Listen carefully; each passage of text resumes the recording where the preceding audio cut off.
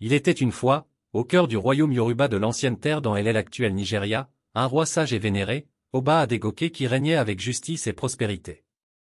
Son royaume, bien que petit, était riche en culture, tradition et sagesse ancestrale.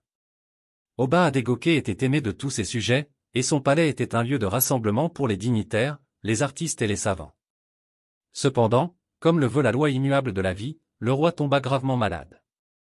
Malgré les prières incessantes et les soins attentifs de ses médecins, Oba Adegoke succomba à sa maladie, plongeant le royaume dans une profonde tristesse.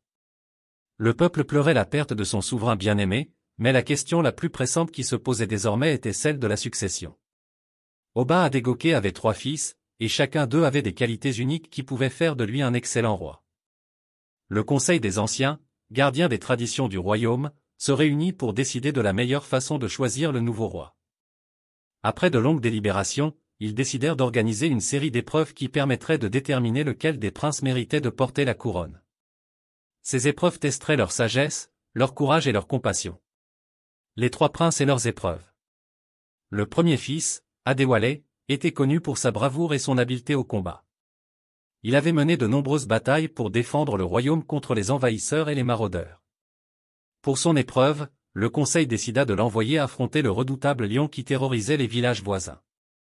Adewale partit sans hésiter, armé de sa lance et de son bouclier. Après une bataille féroce, il triompha de la bête et ramena la paix dans les villages. Le deuxième fils, Oluwaseun, était réputé pour sa sagesse et son amour des livres. Il passait des heures à étudier les anciens manuscrits et à débattre avec les érudits du royaume. Pour son épreuve, le conseil lui donna la tâche de résoudre une énigme ancestrale, dont la solution avait échappé à de nombreuses générations. Après des jours de réflexion intense, Oluwaseun trouva la réponse, prouvant ainsi sa perspicacité et sa capacité à réfléchir de manière profonde. Le troisième fils, Adebayo, était connu pour sa compassion et sa générosité. Il passait son temps à aider les plus démunis et à veiller sur les orphelins du royaume. Pour son épreuve, le conseil lui demanda de voyager jusqu'à un village lointain et de ramener une plante médicinale rare qui pouvait guérir toutes les maladies. Adebayo entreprit le voyage, affrontant de nombreux dangers, mais il parvint à trouver la plante et à revenir sain et sauf, apportant avec lui un remède précieux pour son peuple. Le choix du nouveau roi. Après que les princes eurent accompli leurs épreuves, le conseil des anciens se réunit de nouveau pour délibérer. Chaque prince avait prouvé sa valeur et ses compétences uniques. Adewale avait démontré son courage, Oluwaseun sa sagesse et Adebayo sa compassion. Les anciens savaient que le choix serait difficile, mais ils comprirent également que le royaume avait besoin de plus qu'un roi courageux, sage ou compatissant. Il avait besoin d'un roi qui possédait un équilibre de toutes ses qualités. Finalement, après de longues discussions, ils prirent une décision surprenante.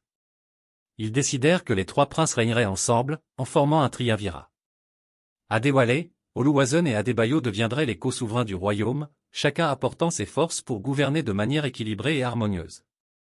La nouvelle ère du royaume. Sous la gouvernance des 3 rois, le royaume Yoruba prospéra comme jamais auparavant. Adewale protégeait le royaume avec bravoure, Oluwaseun prenait des décisions éclairées et stratégiques, et Adebayo veillait au bien-être et à la santé de tous les sujets. Leur règne fut marqué par la paix, la prospérité et l'unité, et leur histoire devint une légende transmise de génération en génération. Ainsi, par la sagesse du conseil et la vertu des princes, le royaume trouva une nouvelle voie, démontrant que la véritable force d'un roi réside non seulement en lui-même, mais aussi dans la collaboration et l'unité pour le bien commun.